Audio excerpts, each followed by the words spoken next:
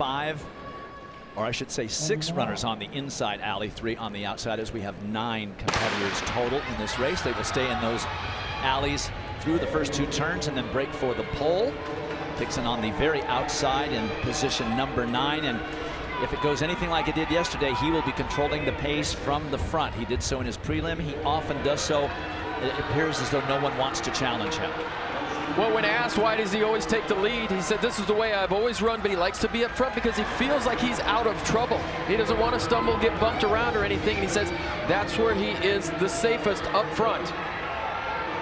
So he is in his familiar front running position. Isaiah Jewett of USC is right there, as is Marco Arop of Mississippi State, who has also run a very fine time this year, 1:45.25.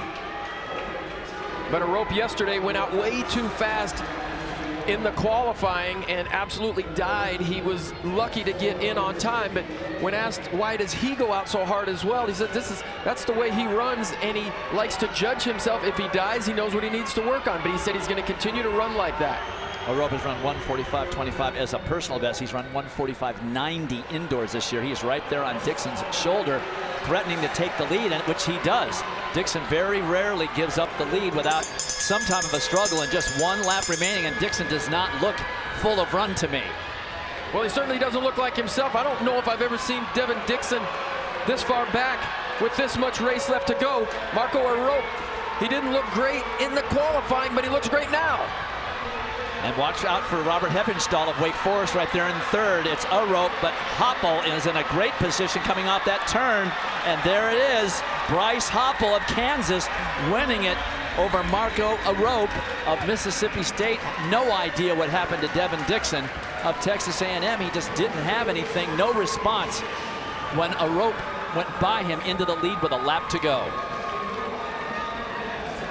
1:46.46 the winning time.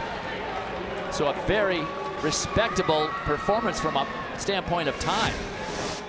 Well, so much for the collegiate record. This turned out to be a very strategic race. Arop changed his tactics just a little bit and really tried to push the last 300 meters of this race, but Hopppel was in a great position all the way through. All he had to do was just let somebody else do all the work up front and then out sprint him in the last 50 meters. The guy up front does all the work, and athletes will tell you, racers will tell you, it's always harder up front. Hopppel just let everybody else do it, and he just said, you know what, I got 50 meters of sprint in me, and I don't need to run a time that I haven't run before, so boom, he just was a stronger guy that last straight. And that's an indoor personal best for Bryce Hoppel, but it was more important as he is the NCAA champion. Arop hangs on 2nd. Devin Dixon falls down to 4th, and Hopppel is with John Anderson. All right, thank you, Dwight. We have made a gentleman's agreement. He's from Kansas, I went to Mizzou, so we're going to do this personally, and then we're going to fight right after this. First off, congratulations. Listen, Jim Ryan's got an 800 title at Kansas. What's it mean to join him? I mean, it still doesn't feel real. I've always just seen him as a legend, and I don't know if I could ever compare myself to him, but just seems like an amazing guy and an awesome guy to run after. As for the race, the SEC guys got a lot of the pub coming in. How'd you handle them when you finally got it on the track? I just kept my mind straight and head on right. I knew I could give everything I had at the end, and let him go out in the beginning and chase him down in the end. Bryce Hoppel, undefeated in finals this year and remains so. He's the national champ. Here's an idea.